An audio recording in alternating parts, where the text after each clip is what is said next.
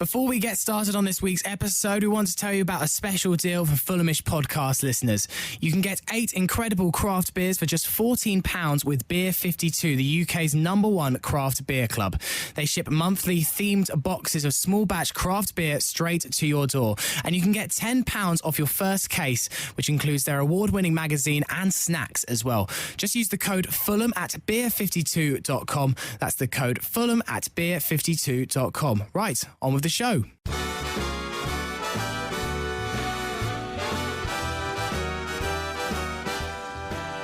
Hello listeners, thank you for downloading the Fulhamish podcast, your weekly sat-nav around the twists and turns that accompany the tail end of the Championship's very own race to Wembley.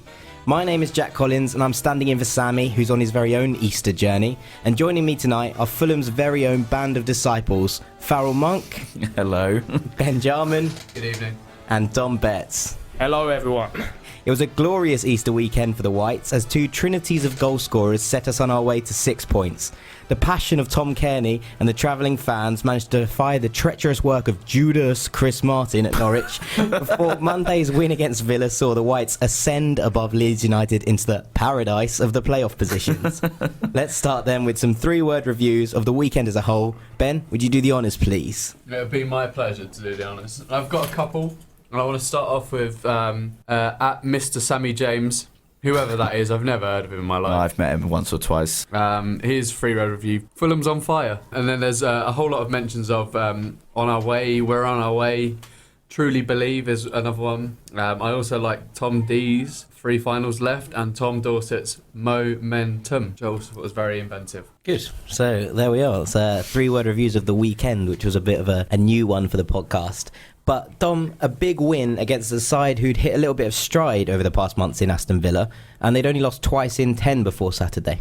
Yeah, I was quite worried going into the game. I think if I was using my head, I said they'd win 2-1. I thought we wouldn't get an early goal, they'd sit back, we'd go in the lead, and then they'd get a goal back in the second half and just press on from there. And it was a Steve Bruce side. I was expecting it to be, well, a bit more defensively solid than they were. Because apart from sitting back behind the ball, they weren't actually that good at defending.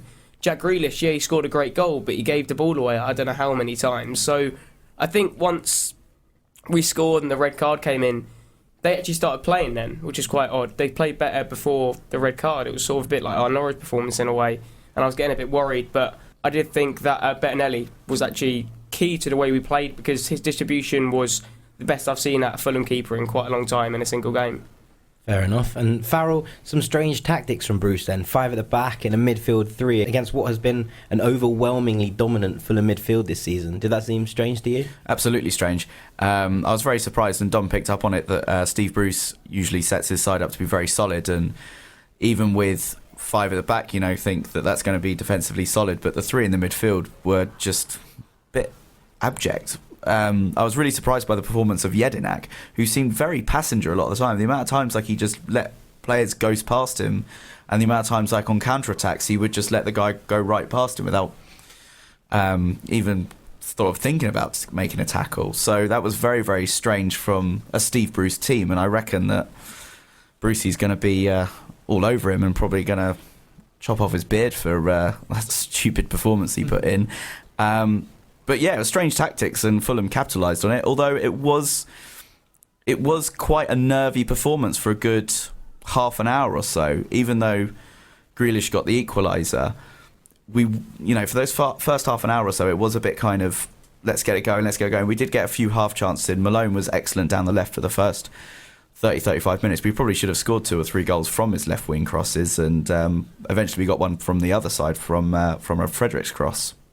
And in that kind of talking, going back to Jedinak for a second, Ben, our man Conor Hourihane sat on the bench for a large majority of the game, and so did Henri Lansbury. And, that seemed a bit of a strange kind of decision considering how well those two have kind of combined in the midfield since they've signed into the Villa setup. Yeah, but Steve Bruce has been very vocal, especially on Sky Sports and other media outlets. There are others available other than just Fulhamish podcast, of course. He's been very, very vocal about the time in between the games being very short, and that had a massive impact on his selection. And that's why he sort of picked Grealish over someone like Lansbury or Hourihane. And it's also been noted that Bruce has been very vocal about having the energy around Millie Edenat, because he just can't run anymore, as Farrell kind of highlighted there. We were streaming past him on occasions, and it's very, very hard for him to have an effect on the game anymore when his legs are clearly not what they used to be. I think that people were quite surprised when Palace let him go so easily, but I think if anything showed it yesterday that he's a guy that's potentially on the way down. He's no longer at the peak of his powers, but on the other side of the game, I thought our midfield trio controlled the game completely, and our game management over both games over the Easter weekend has been nothing short of exemplary. Did you know why they actually had the Villa game on Saturday instead of Friday? Yeah, because they've got a church by Villa Park who hold a mass, isn't it? Yeah. Every Easter, and the club have to go around church. That makes sense. Well, our first goal was very composed from Ryan Sessegnon after an excellent run from Ryan Fredericks and a brilliant tackle from Steph Joe. I think we're starting to see, very clearly that left wing is very much Sess's position. Dom, do you agree? Yeah, I mean, Fredericks, he sort of confuses me quite a lot of the time, because I know he's good, but there's some games where he just doesn't seem to move or overlap as much as he can. There was games where I was sort of calling for Adoy to come back in the side because Fredericks clearly wasn't playing up to the standard we know. But in that game, I haven't seen sort of both our fullbacks, who I'm not necessarily the biggest fan of when they come to defensive work, but when they don't have to do this defensive work and they play to their best ability, there's not really another pair like it in the league. And yeah, I think Fredericks was one of many man of the matches on Monday, because I couldn't really pick a specific man of the match in the game because I thought everyone just played really well who played in the game. If I picked one, it probably would have been Cabano, even though he was only on for half an hour. But I thought when he came on, he changed the game. And when you know he's on the pitch and it's a one-on-one, I'd rather have him than, let's say, a Luca on the chance. Yeah, definitely. That must have been Ryan Fredericks' best game for a while, I think, and there's been a lot of people who have pointed that out. And Amavi, who's been touted as a Premier League player and linked with a move to Liverpool time and time again, very much in his pocket. But was Ryan Fredericks lucky to be on the field? No, I don't think he is at all. Just simply put, just because I think the way he cleared the ball and the way he's followed through, I don't think it's a sending off offence in any stretch of the imagination. I think it's just the way he's followed through, and I think Kodja's just taken it upon himself to feel as though Fredericks kicked out. I feel like Fredericks should still have been on the field, and I think I've been one of his biggest critics over the past few podcasts, saying that his levels of performance haven't really been up to it. But Good Friday and then on Monday he's put in 2 exemplary performances and been one of our biggest outlets throughout the whole of the season, actually. And he's one of our top assist providers. And he made Amavi, who, as you say, has been touted as a Premier League player, look nothing short of terrible. Amavi looked good when there was someone in front of him, but he was completely exposed at all times, especially around the back. I felt very sorry for Amavi in the left-back position when he was just a constant onslaught on him most of the game.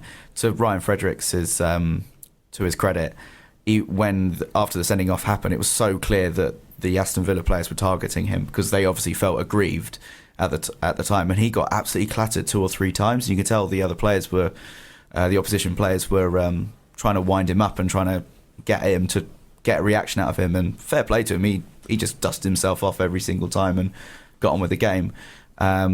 Although I do feel like he's slightly lucky that the referee didn't pick up on the fact there was an ever so slight kick out, if anything. But the fact is that it was so you can discuss it for all day that if there was a reaction at all, that it would have been incredibly harsh if he got any sort of card for his ever so slight kick out. But Kodja definitely should have been sent off. Yeah, I could tell Kodja should have been sent off from the back of the Hamilton stand, and I didn't realise why the ref needed to consult his 4th official. Surely he would have seen that in his line of vision anyway. It's because Kearney's blocked his vision. Oh, has he blocked his vision? Yeah, Kearney's standing right in front of him. Because I was like, surely he's sort of seen the incident, but then obviously he consults the 4th official and then he says, well, he's just kicked out of Ryan Fredericks and it's a red card. I don't really see why Villa fans were aggrieved with the red card for Jonathan Kodja, and obviously now he's missing the Blues Villa derby next week. Well, that means that Gabby Abonglahor is obviously going to get his start up front for Villa. Just a quick one. Anything Ryan Fredericks could have done for Jack Grealish's goal? I mean, it does let him cut inside too easily. It's a bit like the opposite of the Iron Robben situation, except Jack Grealish is always going to be cutting inside on that right foot. But, I mean, you say that, you can't really do anything about the finish. I mean, he lets him cut inside. You can maybe press him more to make him stop cutting inside. But I don't think that there's really much you can argue when that sort of finish has come out of Jack Grealish. Yeah, it's a moment of brilliance. He hasn't had any cover. So Grealish's equaliser, an absolute diamond then, but he was completely invisible in the first half. Is he destined to be one of those could-have-been players, do we think, now? He's always been like that, really. He's never shown any sort of consistent run of any sort of ability, really. Because, yeah, as I said, he scored an absolute screamer, but did he have a good game? No. He gave the ball away too many times. I think he gave away the ball for either our second or third goal. So, yes, you can have this great finishing ability in you and score absolute crackers, as he does, but at least Kearney, who scored crackers first, does the hard work as well. I mean, maybe not in the last month or so, I'd maybe argue, since the Newcastle and Leeds game. I don't think he's been up to it. But in the last 2 games, he's been back to his best, and it's shown why he's one of the best midfielders in the league, and Jack Grealish isn't. I think Jack Grealish has got this stigma about him that ever since he burst onto the scene when Villa were really in the mire of their relegation season, that he was going to be the saviour of them, and like his introduction as like an 18-19-year-old, and you know the way he played was so amazing to watch, but clearly he hasn't progressed from that level on. And I think all the Villa managers he's had since he's been there, I think it's 4 or 5 since he's been in the first team, have really struggled to find his natural, in inverted commas, position. And clearly, like, he's a guy that wants to play number 10. I don't think he's got the physicality to match up to it, but he definitely has that sense of guile, the vision, and probably the technique needed to be in there. But perhaps an unfair comparison, if you look at his decision-making against someone like maybe even Sessegnon at 16 years old, Sessegnon's got a better understanding of football and a better understanding of where he should be and when he should be there. But Grealish doesn't really have it. He seems to be very rash in his decision-making. I think that he seems to be one of those players that is seen as overrated, but only because he gets rated by the media. No one I've ever spoken to outside of the media world actually rates him.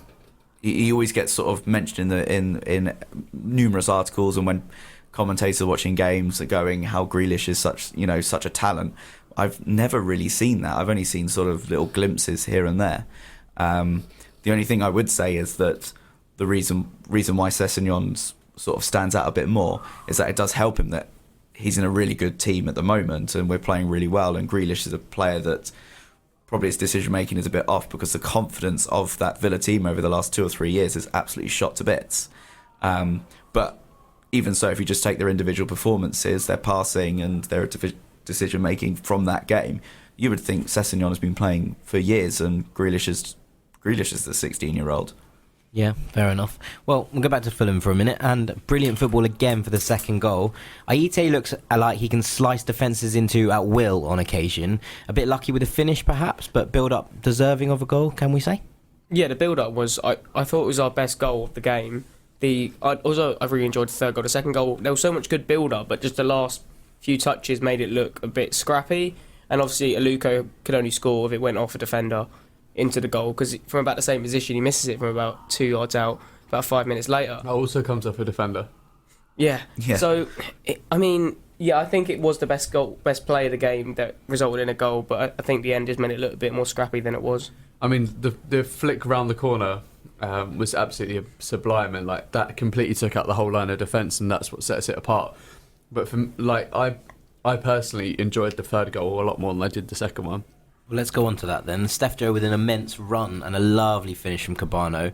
The build-up play, though, on the left wing just before that, as has been mentioned occasionally on Twitter, I saw earlier today, absolutely sublime. Yeah, it's absolutely amazing to see like the technique and the calmness involved down in that little triangle just at the edge of our box, and then to work it out of their press and through the middle third and into the final third, and then just to see their whole defence drag over to our players and completely forget about Cabano is so good to see.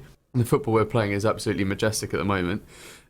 Great finish for Cabano as well. Normally he scores scrappy goals, doesn't he? Not strikes into the bottom corner. Everything about that goal I really enjoyed, because when I was watching I thought, right, we're gonna lose it now.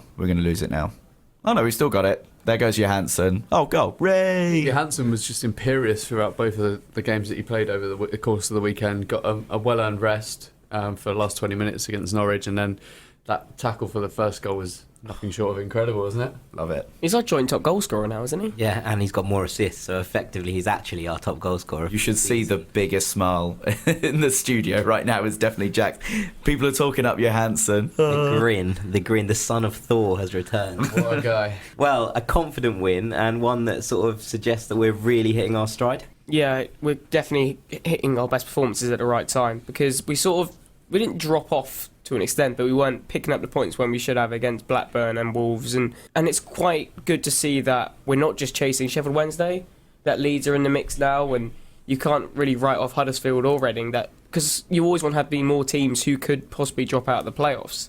I think maybe Huddersfield and Reading possibly too far because of the games they've got left. You would say they'd be winning, but yeah, it's just good to see that other teams are dropping points as well now, because there was that period where we were in 7th for about 2 months or so maybe, and the other teams were just getting the same results as us. Yeah, definitely. Well, we'll come on to the playoff run in a moment, but let's just go to Norwich and to East Anglia for a little while, to one, appease Ben, and two, great opening from Johansson's belter. How do we feel about that? I mean, I can't even sum up the emotions that I felt, because I'd just taken my seat and I was literally right behind the line of the ball, and to see it rocket in there and just absolutely the explosions of the fans. I think we all had this nervous energy before the game started, and you can see a few people very, very much like hoping for an early goal to settle the nerves, and we got it, and boy did we get it. Like, what a strike. Incredible technique, and what a majestic knee slide in front of those yellow and green shirts. Indeed, and end to end it was in the first half, but we were grateful to Bettinelli again for a stunning stop at the end of the first half to deny Klose's header, where everything seemed to look like it was in. Yeah, I thought that was in, and then Bettinelli's hand seemed to just come out of nowhere. And I mean, one issue I will make with the Norwich game is the lack of pubs that are letting home fans in. Serious lack of pubs that let away fans in. We had to walk all the way down the river to some place called Lollard's Pit. Really? Yeah. Because I know that the Anglia were... doesn't do it anymore. Really? Yeah, I was speaking to some guy in the pub where we were, Lollard's Pit, and yeah, they were like, oh yeah, the complete Angler, I think what it's called, is under new ownership now, and they don't want to let away fans in. I'm like, surely you're just missing out on so much business. And then the Queen of Iceni, Weatherspoons, were only letting home fans in for a certain while. That Weatherspoons is huge. It's the one in the new development. They're letting away fans after the game, not before. Yeah, but we tried going in. It was Ramo anyway, so we just got to try home. But yeah, overall, good game. And yeah, Johansson's goal it didn't come out of nothing, because obviously Martin has the shot first, but I just wasn't expecting us to score so early. I stayed the day after the game and managed to get my hands on one of the newspapers and just read the review, and they were so scathing of Norwich, and they were like, the press obviously are going to be slightly biased, but they were completely brushed over how well we played, especially with 10 men, and even before the sending off, how well a number of our players were playing. And I thought Betts, his command of his box against two fairly big centre backs and also a fairly big striker as well, was nothing short of exemplary. So let's go on to the old big talking point of the first half, Chris. Martin's red card. Can he feel slightly aggrieved? It looks a bit like a straight arm to me, but should he be smarter than that? No, not to lead with his arm at all. I think I don't know who the defender was off the top of my head. Mitchell Dykes. Thank you. I mean, he's doing what any sort of big striker does. He's going to get his body in the way, and as the ball's coming to, he's going to put his arms out to sort of shield the ball to get there. But the defender is a little bit, I wouldn't say clever, but he sort of ducks into it for some reason, because I don't know if he's trying to follow the flight of the ball and think it's going to go through Martin, but he just seems to put his head in the wrong place that Martin puts his elbow. I think if we had some context to the actual incident, I think 3 or 4 goal kicks before that, Martin had actually been roughed up quite a bit, and they should have had a few decisions. I don't know if you agree with me, Dom. I was having a pint, so... Oh, fair enough. Right, we'll move on. So, like, shock. He should have had a few decisions prior to this incident happening, and it didn't get them, and was clearly getting a bit frustrated. It's something I don't know whether it had an effect on him or not, but from that incident on, it was clear something was going to happen, and then it did. And then obviously later in the game, Dykes again got himself in trouble with a couple of Fulham players. He pushed over Piazon by the touchline and got a ball in his face for just desserts. So yeah. Well, it was a brilliant start with 10 men in the second half to put ourselves further into lead, and I suppose this was always going to come. We scored a penalty. We scored a penalty kick. Yeah, I had Kearney's mum, his girlfriend, and his sister in front of me where I was, and so they were like just bricking it when it saw him step up to take the penalty. He was like, "Please score!" And then they were like so emotional when he put it in the back of the net. But hugging Kearney's mum for 2 goals in the game. It's a highlight of my season. I thought he was blowing a kiss to you and not his mum. Oh yeah, no, it was to me. He just saw me at the back. Oh yeah. Shouts out to Mrs. Kearney from the Fulhamish podcast. Big.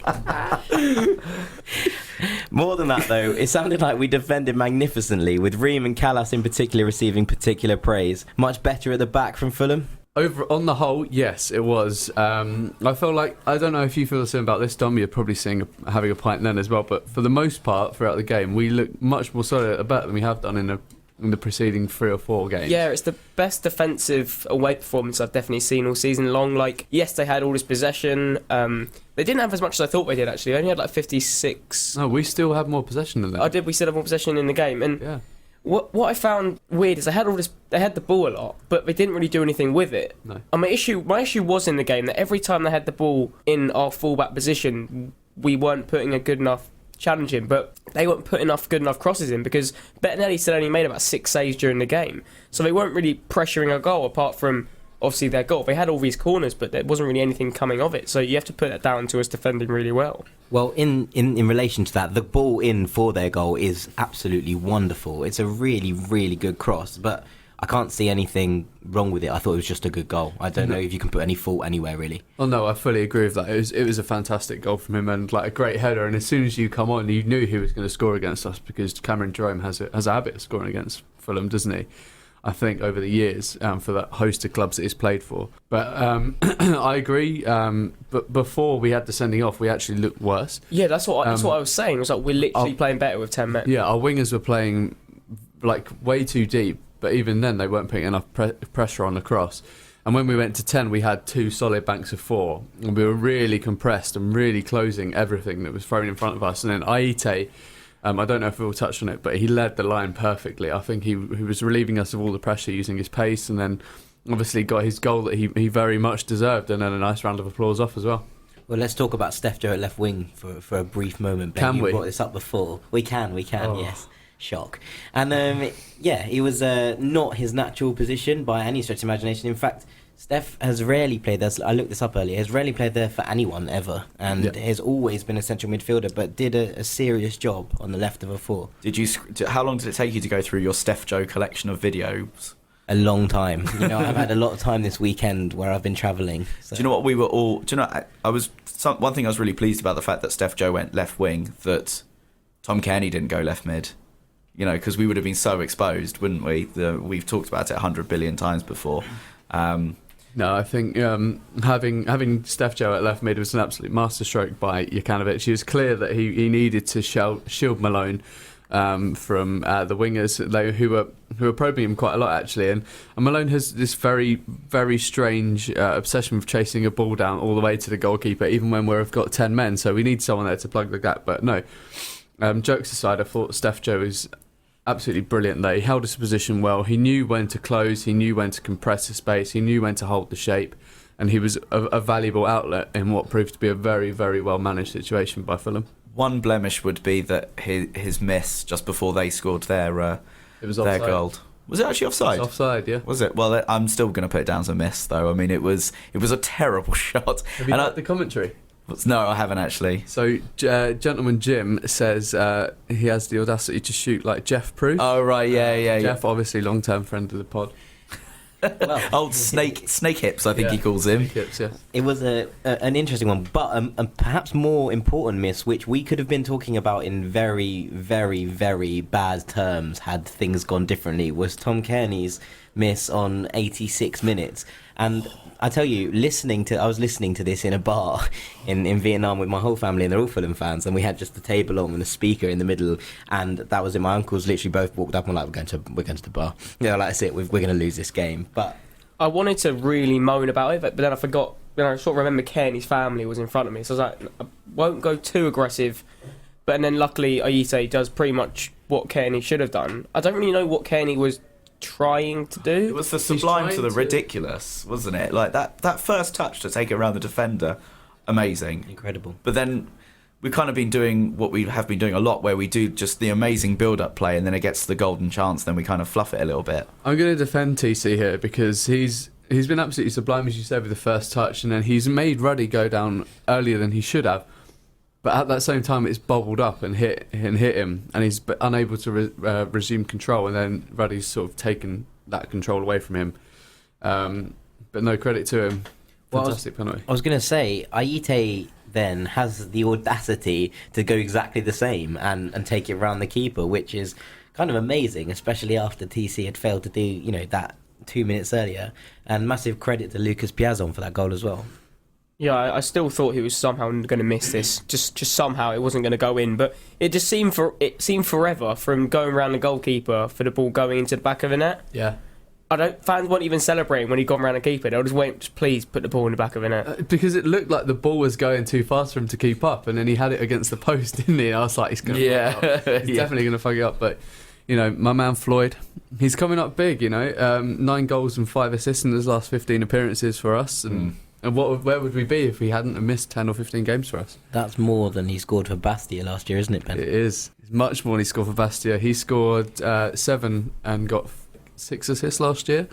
So his last 15 games are better than the whole of his last season. I was just going to say, it's so good the fact that we can interchange all these players, Cabano, Aite, Aluko, regardless of who gets sent off or who gets injured or if we need to make a sub. We can just send someone on and we play. Yeah, and you've even got Piers on and Sesson you get into the mix there. Yeah, exactly. There's so many interchangeable players in the 2 wide players in behind the 1. I mean, you could even play any of those players in the middle with Kearney. Let's say he needed to be rested for a game or something. They could all play in the middle. I mean, Aluko started playing number 10 at the start of the season. He wasn't doing exactly a bad job. No, I thought we had a shoe-in for someone at number 10 with Aluko, but switched him and Kearney around and it worked wonders. Talking of that and the kind of rotational system that we've got going, we had 6 different goal scorers across the 2 games, and that's got to be a good thing. And we've now got 5 players who have 9 or more goals this season and 9 players with 5 or more goals this season. It's a consequence of our style to a point, but also people aren't afraid and have the ability to put the ball in the back of the net. I think it's just a massive testament how well Fulham have been playing this season that we create so many chances all round the pitch, So even, I know you're not his biggest fan, but Malone has even popped up with 5 or 6 now. The fact our left backers, 2 left backs have scored quite a number of goals is just a huge testament to how well Jokanovic has done with this team in just a short space of time.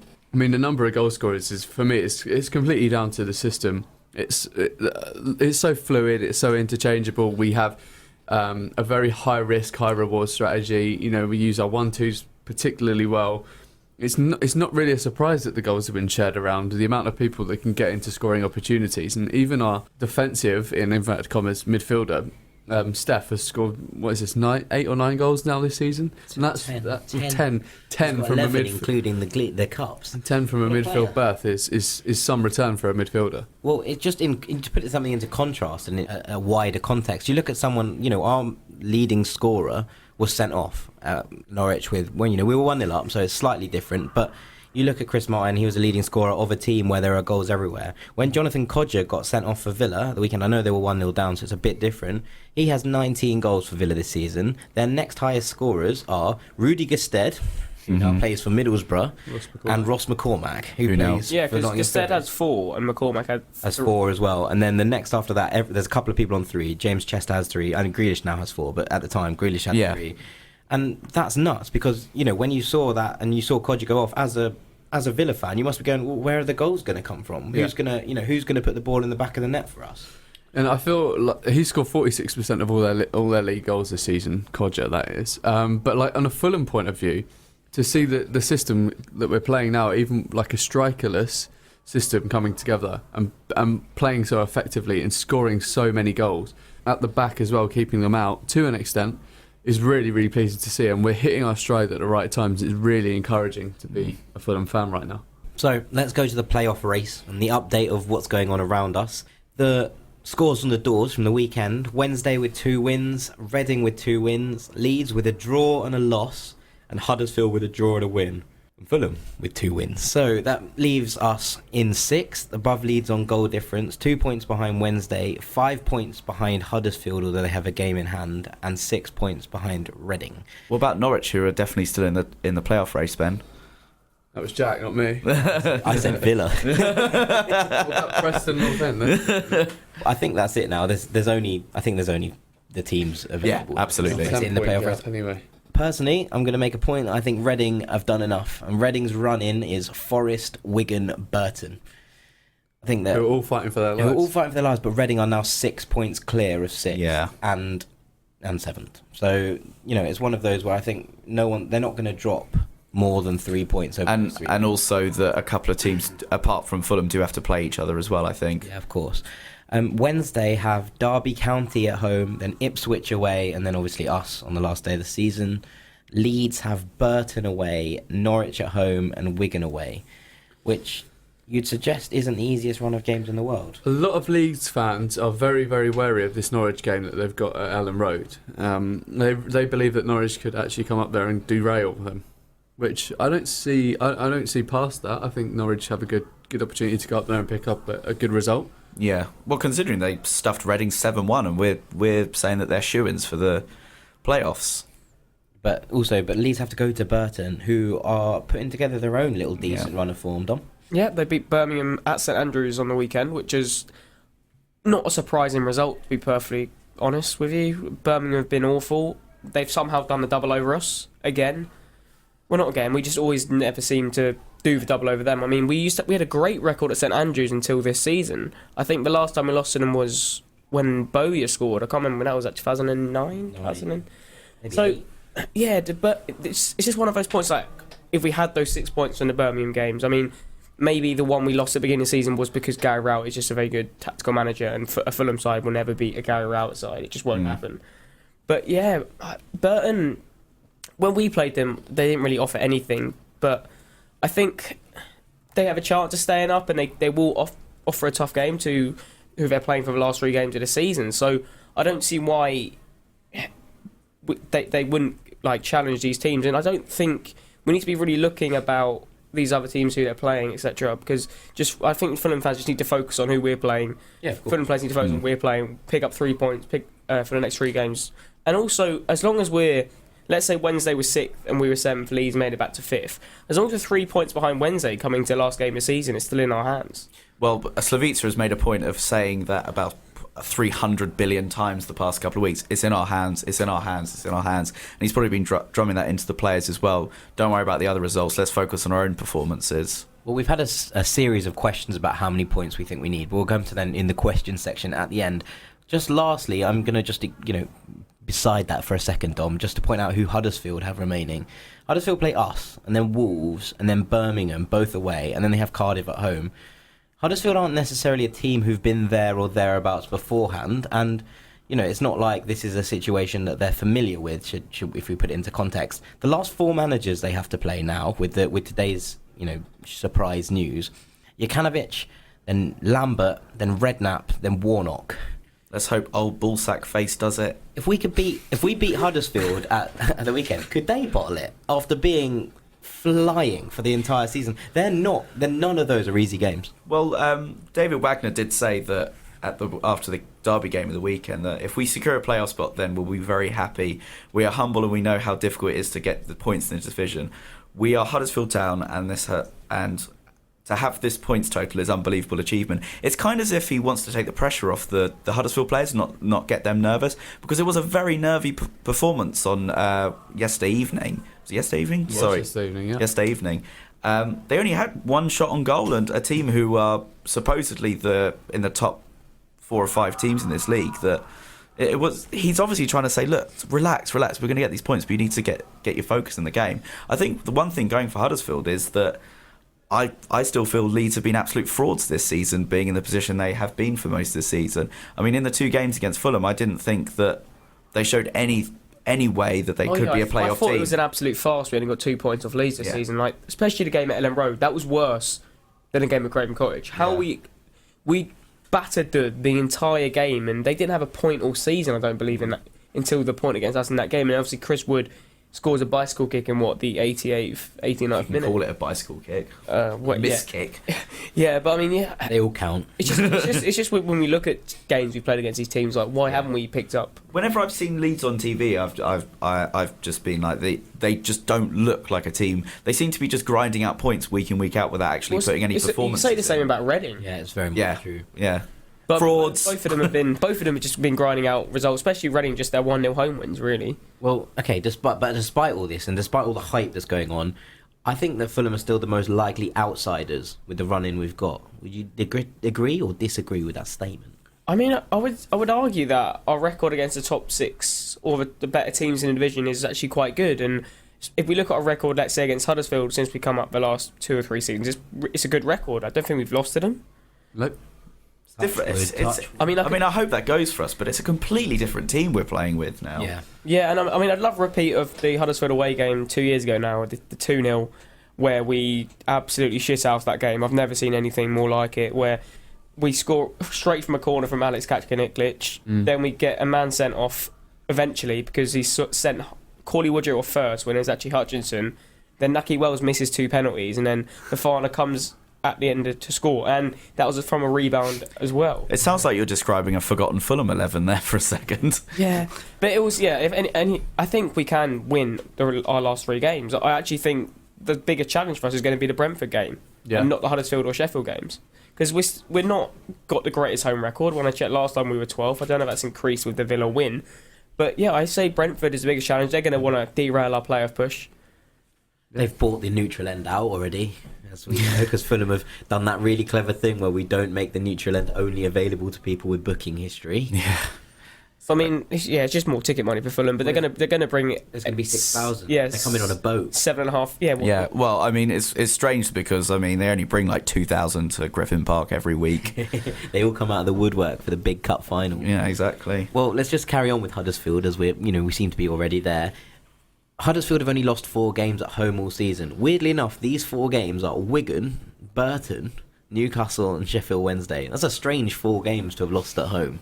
Almost sounds Fulhamish, doesn't it? You could say. But, in the home game, Chris Martin was absolutely critical. And, we all remember that game because it was, a wonderful day at the office for everyone involved. But Martin, not only with his 2 goals, but his hold-up play was sensational that day. How much of a loss is it going to be that Chris Martin can't play in this game? Going to be a loss, but not as big as the one I think we anticipated a few weeks ago, because since then our strikerless system has got much better. It's much more refined. We look much more potent going forward, and we actually look solid defensively. Yeah, we have a few shakes here and there, but on the whole we look defensively sound as a unit, and it looks like we're stepping up at the right time. I feel like Aita is a good leader of the line.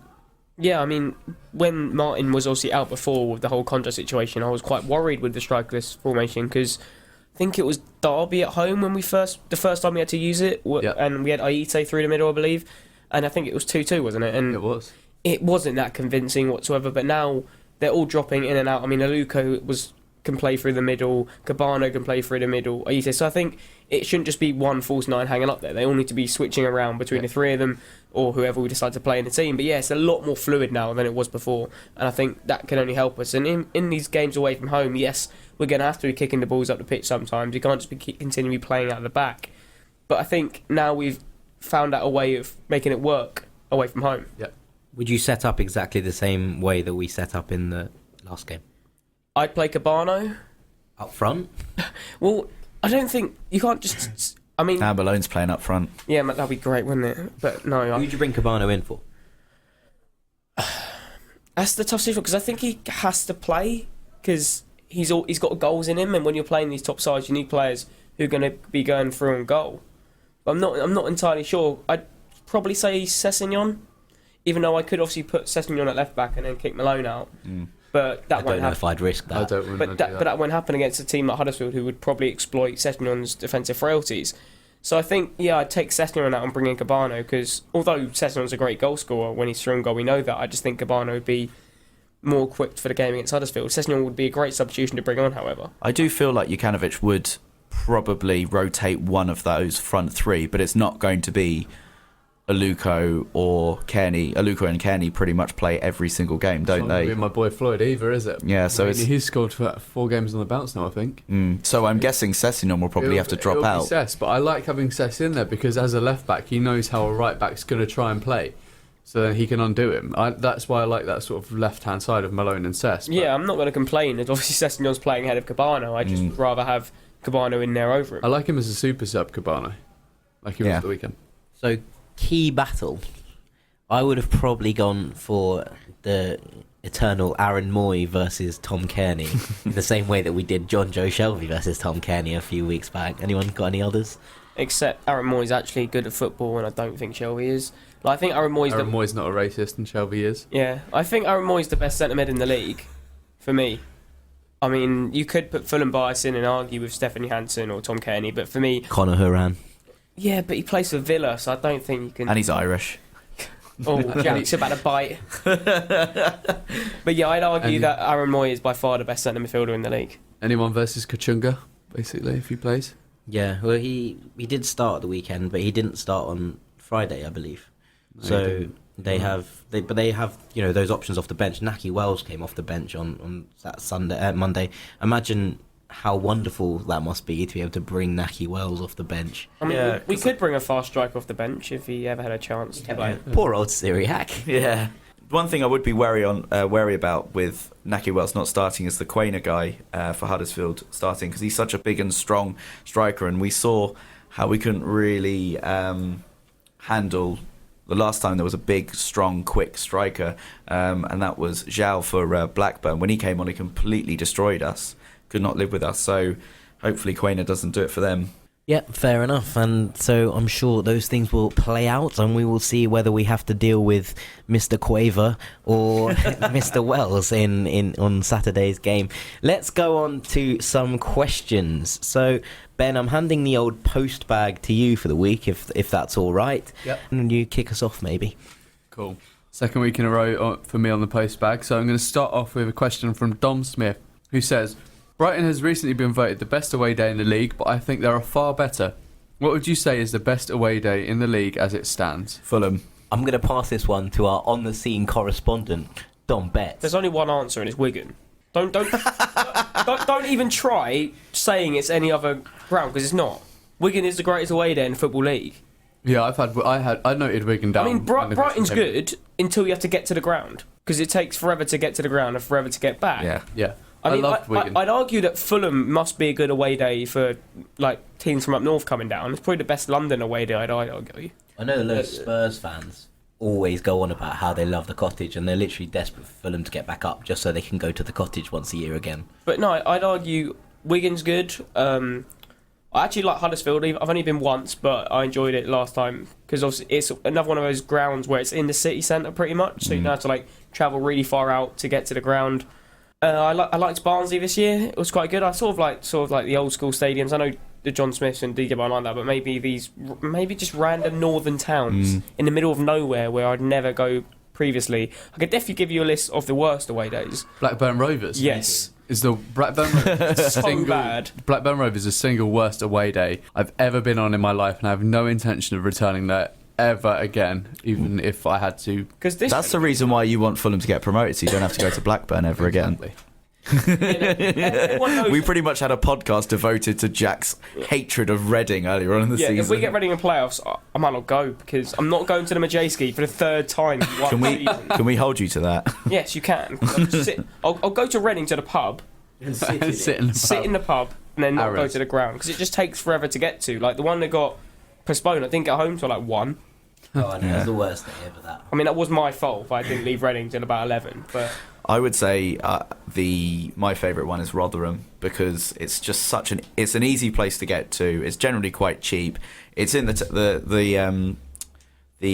stadium is quite near the train station. There's some good pubs in the area, and I really like the stadium because it's obviously quite small, but even when you're standing at the back or wherever you are, it's actually a pretty good view, to be honest. Yeah, and they've all been quite welcoming. Any away that means I can go via Sheffield, I will enjoy. Because Sheffield, the pub opposite Sheffield Station, the Howard, is one of my favourite pubs in the country. I quite enjoyed Aston Villa away, I'm not going to lie. Yeah, it is good. I don't However, it is such a ball ache to get to and from the stadium back to the city centre, I found. Well, we did the old pick up some pints and walk, which was a new one because there was too many, just the station queue was ridiculous on the way home. So yeah, we walked with a load of Villa fans who were actually turned out to be really pleasant. So that was a shock. Backhanding compliment there. It was a real shock. I mean, I guess with any Birmingham away, you can get to go to the Briar Rose. So yeah, that's any excuse. I mean, I stayed over there after Burton away. That was a good experience. Burton away is also decent. Done it twice. It's also fun. It's an old school stadium with a terrace. But yeah, I'm not a fan of it away. I really don't like it. They don't sell beer in the upper tier. What is this? Yeah, and that's This really is a crap. weird It's thing we talked about because I was in the lower tier and I was absolutely fuming about it because I was like, why have we been given these crap tickets when everyone else is upstairs? And then we had 5 pints at half time and everyone else, was absolutely furious. Because we So got there it at was all 2:30, and then by the time it was full time, we sobered up. I was like, this is not acceptable. No, not at all. Worst day away day in the league is arguably Brentford because they don't serve you pints.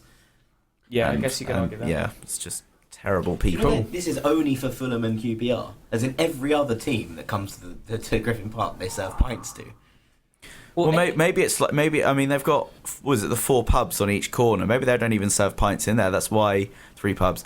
Maybe that's why they sent 7,000 of them to Fulham so we can actually give them something to drink.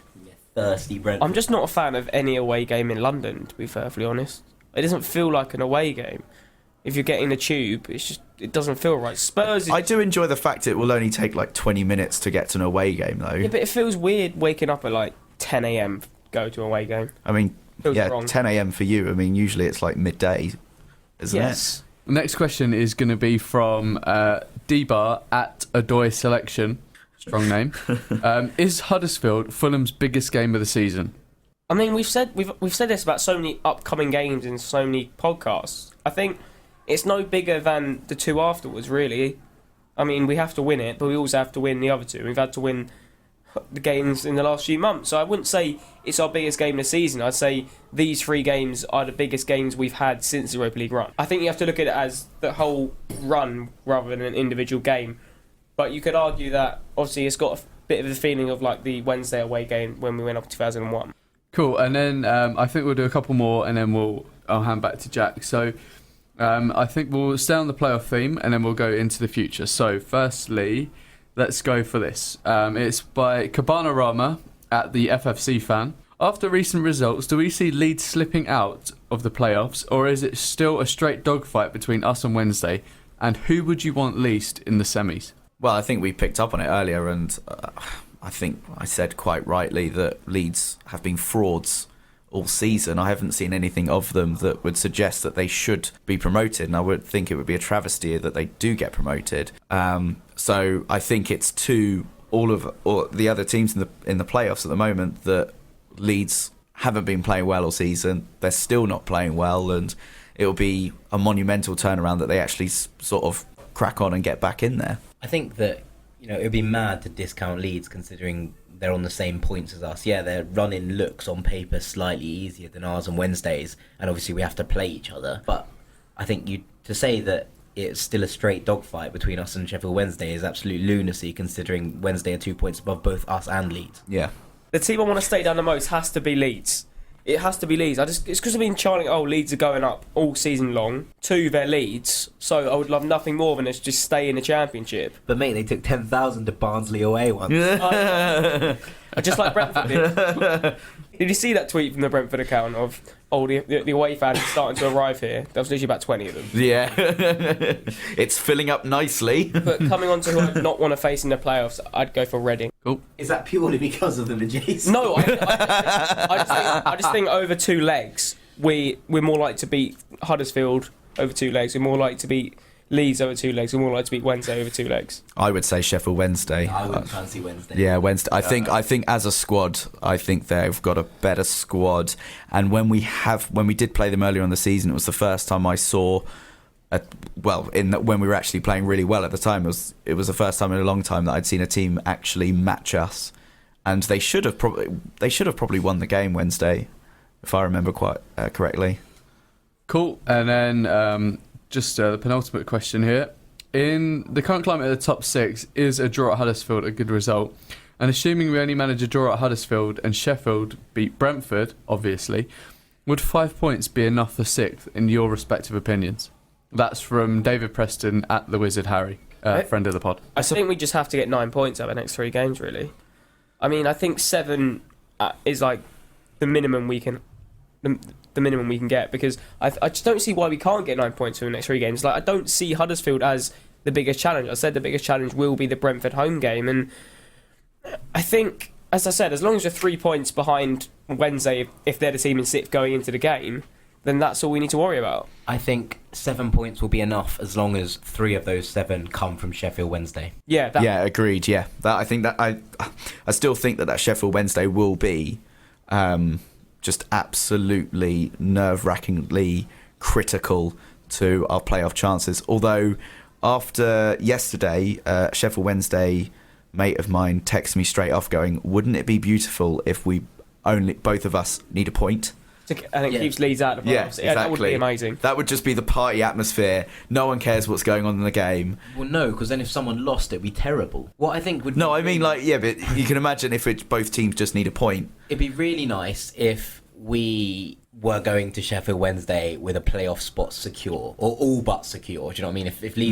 If Leeds were 3 points behind us and their goal difference is like 20 worse. Well, it's 9 at the moment. Yeah. So if we're going, if that would be my ideal situation, going into Sheffield and just knowing that it was going to be, okay, whatever the outcome. But it's full of. But then it's not. You kind of want something to be on the line in the game. Yeah, and then we score like 5 goals. But no, I want my playoff position secure. I don't think I could handle that. Pitch invasion at the end of the Brentford game. We secure a playoff. Well, I don't know. Us 5 against their 30,000 that they're taking. I'm not entirely. It would be a very good idea. You're going to repeat the Chelsea win when there's just one guy who sprints right across the puck end, or that one guy who floored about 3 Chelsea fans on his own. But yeah, I can't see it being wrapped up by the time we visit Sheffield, but I kind of do want something to be on the line, although it'll be absolutely nerve-wracking. Everyone will be absolutely bricking it. I just want something to be on the line, it to actually mean something. There is a chance that the Championship will go into the last game of the season where all 4 playoff spots could be up for grabs. Yeah. I really think we're going to need a minimum of 80 points to get in there. 80? Yeah, from the last 3 games. 80 points. No, 80 points to finish on 80 points, i.e. 7 points from the last 3 games. What do you know? Jack's being a dick. Fucking Jack Collins, mate. Get him in to host it one week and he thinks he runs a show. Get Sammy back in. Right, final question, boys, and this comes from Luke Barnum. And we're looking to the future here, I think with some slightly rose-tinted glasses. So I'll go for it now. If Fulham did manage to get promoted this year, what kind of money do you think Khan would be willing to spend on players? He's talked in the past about being sustainable, but we all know how much money he is worth and the cost and difficulty it's taken to reclaim a place in the elite. You'd imagine he would want to make sure we stay there should we get there. Big spend or be cautious? What do you think, boys? I think you've got to look at who's actually a Premier League quality player in our squad first. Malone. Yeah, brilliant. Yeah, good one. I'd say Aite, I'd say Kearney, I'd say possibly Aluko. I think a lot of our maybe attacking-minded players would be, but I think the defence would need to be massively invested in if we got promoted, because I'd argue the only Premier League quality defender we've got at the moment is Callas, and he's on loan from Chelsea, and how much would they want for him? Because I presume Conte doesn't rate him as highly as maybe Nathan Ake, but how much would it cost to get him? Well, it depends, because I think one of the most important things about the whole situation with Callas is that they also have, bear in mind, Christensen out on loan at Borussia Mönchengladbach, and they have Zuma's coming back from injury. They've got Nathan Ake in there. David Luiz isn't old.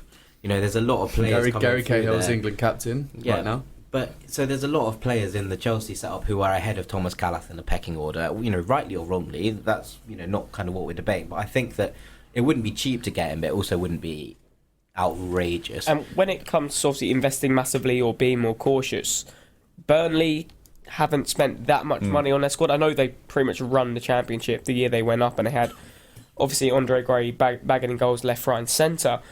But yeah, I think our attacking players are pretty much. They would play well in the Premier League, and it's just the defence that needs to be sorted out. I've mentioned quite a few times about how consistency is key to staying in the Premier League, and I do feel like obviously we will have to invest here and there, but trying to keep a good core 7-8 players in the starting 11 I think is a real massive step forward, because we've seen it time and time again where a team goes up and they spend massively on every single position, and then it comes Rangers. precisely, and they come back down, and then it's been pretty horrible for them. Look at Hull. Hull obviously went back up again, but that's only because they got bought out. They basically bought massively for the first season, luckily stayed up on goal difference, and then couldn't sustain it, and then had to sell a lot of key players, and they went straight back down, and then almost entered financial ruin.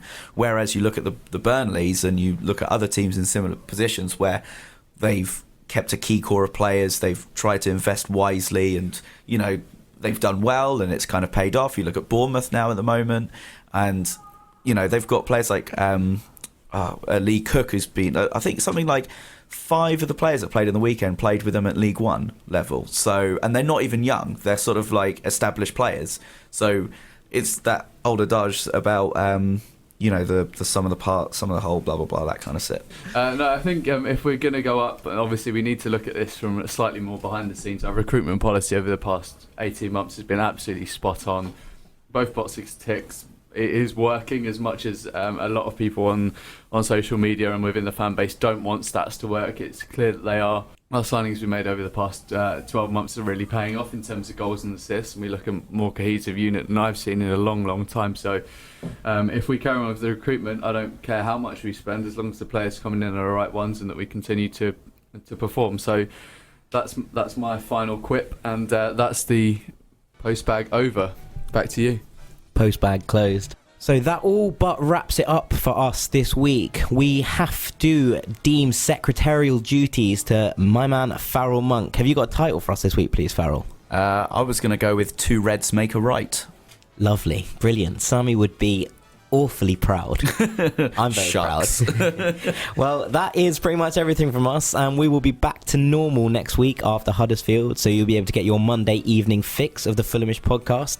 Thank you as ever for downloading, for sharing, and for your questions. We haven't managed to get round to everything in the post bag. It has been absolutely bulging this week, but as ever, we'll keep some for next week and answer as many as possible.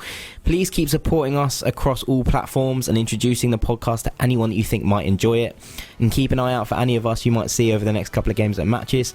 Come and say hello if you are brave enough. A big thank you to Ben Jarman.